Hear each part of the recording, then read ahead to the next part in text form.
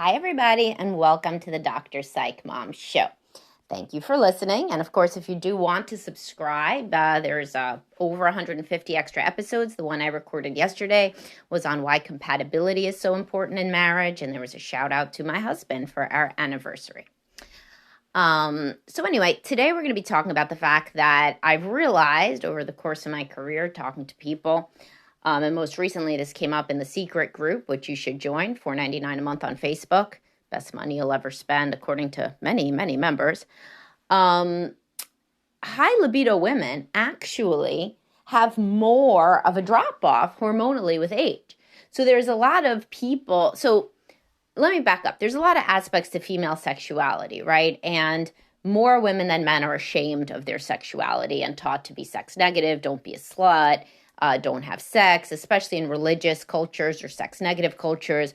If you experience any sexual abuse or trauma, if you're raised by a mother who had sexual trauma, then she's going to be real sex negative usually. There's like a lot of reasons. And also women are taught that their bodies are super important. So there's many women that think that they're not even they don't even deserve to be considered sexy or feel sexy unless their body is perfect. And if you're lower libido overall, like if you're just kind of a lower libido person, people are all different, then, you don't try to masturbate. You don't really research anything about sex. And sex is just something that you do if you have a partner, if and when you have a partner, then you're going to have sex and you're going to hope for the best. You don't really know much about it. You think it's mostly for his pleasure. And that's that. And I've talked about these different attitudes so many times, right, in my podcasts and posts. But here's the thing. Every younger mammal, I don't think my podcast listeners think this anymore. Otherwise, you'd be a fool, right, to keep listening to somebody who said something you vehemently disagreed with. But it's really hard for me as a PhD, somebody who took many science classes, right, to think that there are people who don't understand that drive would drop with age, right? Based on biology and evolution and opening your eyes and looking around the world and talking to human beings. And that any time that is not the case, there's going to be some sort of superordinate variable, such as for men, when they take testosterone, then they're going to artificially prolong a younger man's sex drive, or when they're fluffing themselves up with porn constantly in this, a drug-addled stupor where you get done with an hour of jacking off, you go outside and you think that women are wearing sports bras when they jog because they want you to look at their boobs, and it's just that, and that's a minor example. So the point being that there are superordinate variables that can sometimes make drive look different, but a main effect of age is your drives, even your appetites. You don't eat as much when you're 60 as when you're 25. Come on. Somebody on my Facebook, this was hilarious. This, I assume, young guy on my Facebook said that I'm completely wrong and a healthy 55-year-old woman should have the same drive as an 18-year-old man. And I was like, did you ever meet an 18-year-old man? And so I said, all the 55-year-old women should know that today they should drive 155, punch a wall, and have sex 5 times because they have the same amount of testosterone as an 18-year-old guy who does those things, right? But anyway, so there's a main effect of age, of course.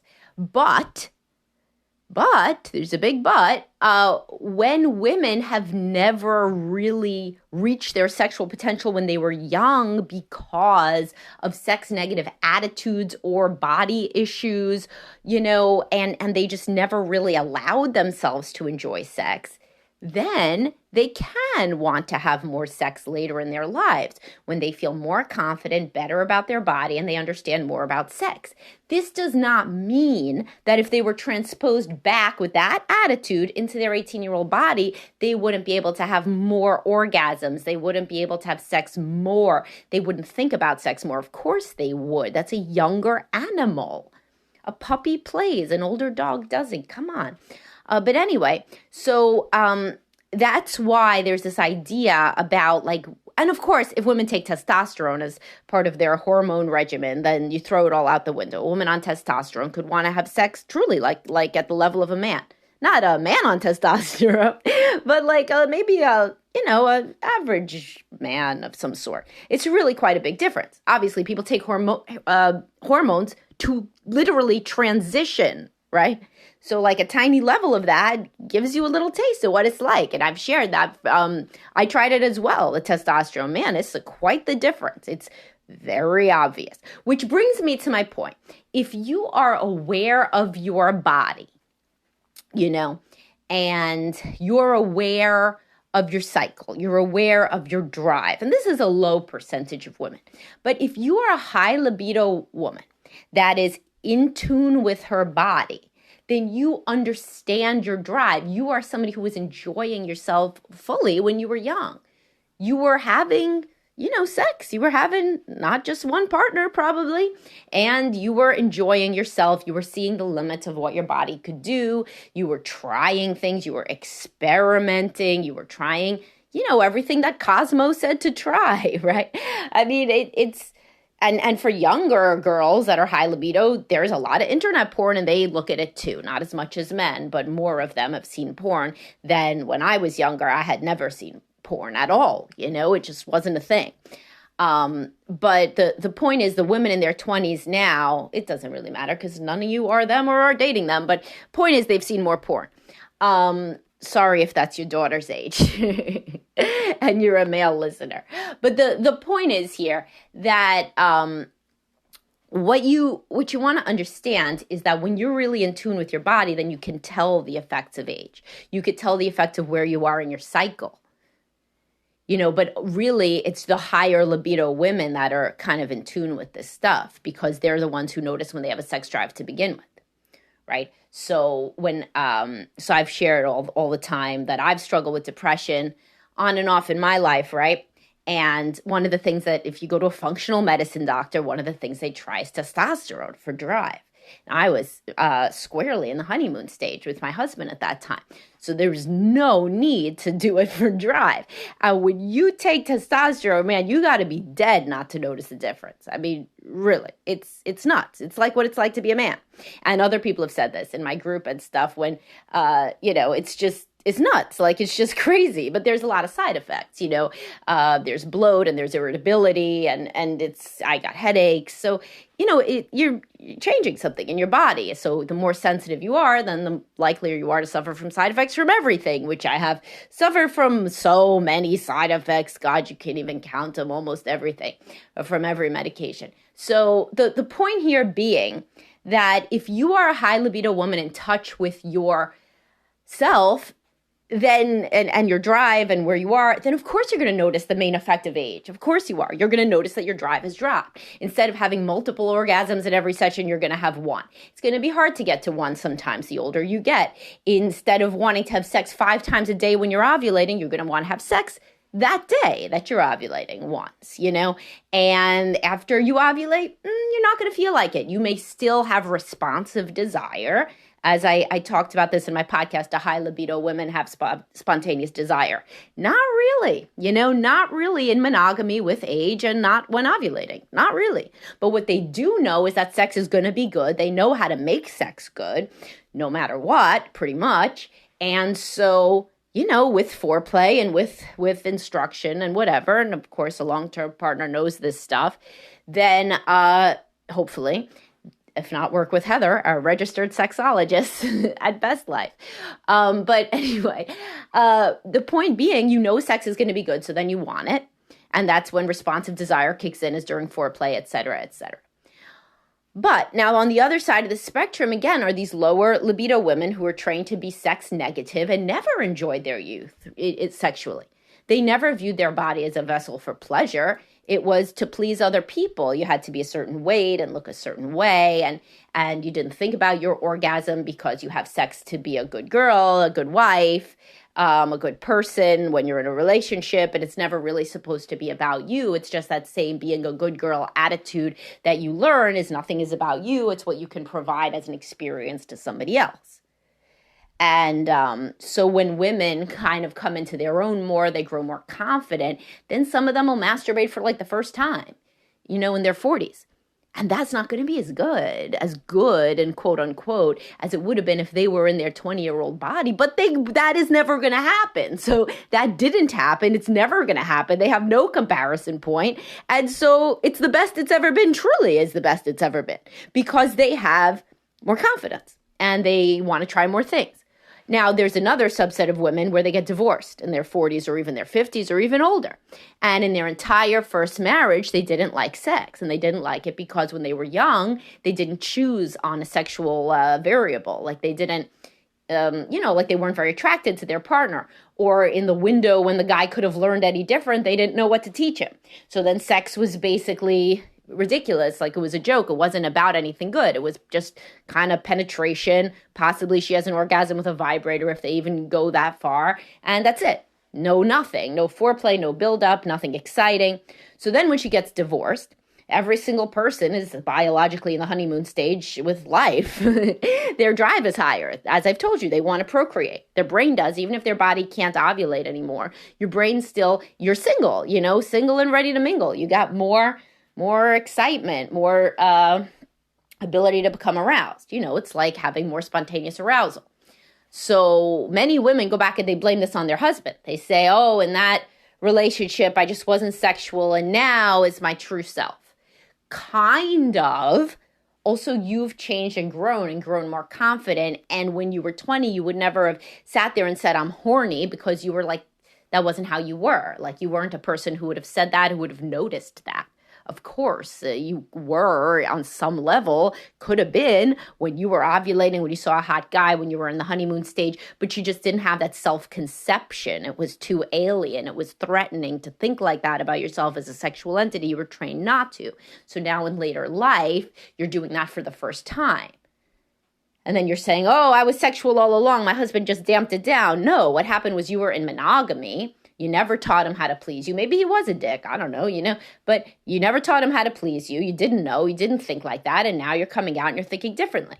If you get involved with another guy, you will probably have better sex at first and then things will wane down. Not maybe where it was before. If you have a self-concept now as a sexual entity, maybe you'll know you have to put the work in. But so many women also, they just think it's like linked to the man in some kind of crazy way. And guys think this too. Young guys especially. They were all over my social media. One of them, this was cute. He's like, if a woman is attracted to you, she shouldn't need foreplay. So, written from a college campus somewhere, I imagine. I don't know how I came up in his feed. But yes, if a woman's attracted to you, she needs foreplay. Jesus Christ. I mean, my God. Well, how could you be more wrong? But, so a lot of women, they think that their sexual experience is tied to how attracted they are to the man. I've tried to dispel this over and over and over. This is like nothing. It's like necessary, but not sufficient. Yeah, you gotta be attracted to him or to have been attracted to him at some point, but that is nowhere near the most important variable or even an important variable in many marital sexual encounters. It's whether he can provide the type of sex that you want, which he's not a magician. That means that you have to be an active participant in helping him understand the kind of sex that you want. No man is going to know how to be good in bed with every single woman. And I've tried to say this so many times because every woman is different, has a different erotic blueprint, different ways to arouse her, et cetera, et cetera. I mean, there's certain things, don't do certain things that make you, quote, bad in bed. Bad hygiene, rushing through things. I've tried to talk about a lot of this stuff. I got my oral sex podcast, my female arousal podcast, et cetera, et cetera. But point being, it's never just tied to the man. It's tied to how you feel, and if you perceive yourself as a sexual entity, you could have good sex with anybody. Really, of some sort. Even if they're impotent, you could have good sex. You could teach them how to go down on you, or whatever. If you're good at sex, if you have a high libido, you can be sexual with anybody. And you're also going to notice the main effective age over time, because you're so in tune with your body. If you've never been in tune with your body, then your 40s could be your moment. It's still, it's not going to be the same as it would have been, but that would have been doesn't exist. So it could be the best, ever. truly. And this is why people should, learn more about their body. This is why people should work with Heather the sexologist and read books and like all sorts of things, all my podcasts, all my posts, figure out your erotic blueprint, figure out what turns you on, figure out how the man should touch you, et cetera, et cetera. And don't only rely on the vibrator and all of the things that I say all the time. But the point being is that if people are waiting for their high libido wife to have some sort of renaissance in her 40s or something, that could only happen in the regard of being even more confident. Maybe she wants to try some shit now. Who knows? Maybe you're going to get into the lifestyle. Maybe she's going to come out with some other fetishes because she, doesn't want to go gentle into that good night of aging. Who knows? But time has one effect. Age has one effect. It has one effect. Oh, and the other variable, which sadly is many women have been on birth control forever. So they don't really know what their sex drive is. And then they go off it only after they've had all their own kids and their husband gets snipped. And then they do feel ovulation. They feel ovulation arousal time, and they never did. It's a big epiphany for a lot of women who frequently mourn that they had not known that. They mourn those lost years because they had been sex positive. They were just on a med that was dampening it. So that's another big variable to think about. And in that case, again, there is a main effect of age still, but, after menopause, everybody's vaginal wall's thin. Everybody has painful sex unless they use estrogen cream. And if you use estrogen cream, you still don't ovulate. You're still an older body, whatever. The point is, though, if you were more in touch, if you had if you were truly optimized as a sexual entity, of course you would have your best sex when you were young. No shit. That's when your body's most fertile and that's when evolution wants you to mate. But there can be many psychological superordinate variables that dampen, and biological, like birth control, that dampen that in the early stage. And then, later on, as you find yourself more, as you're with somebody else, as you are in the honeymoon stage with somebody else post-divorce, and then you get started on a new cycle of trying to value sex in your relationship versus what you did in your first relationship. I've seen that with a lot of people. Second marriage, they're like, this one's going to be good. I'm going to be mindful and intentional about having sex. And many people do that. But the point is that there is, of course, no free lunch. Time marches one direction.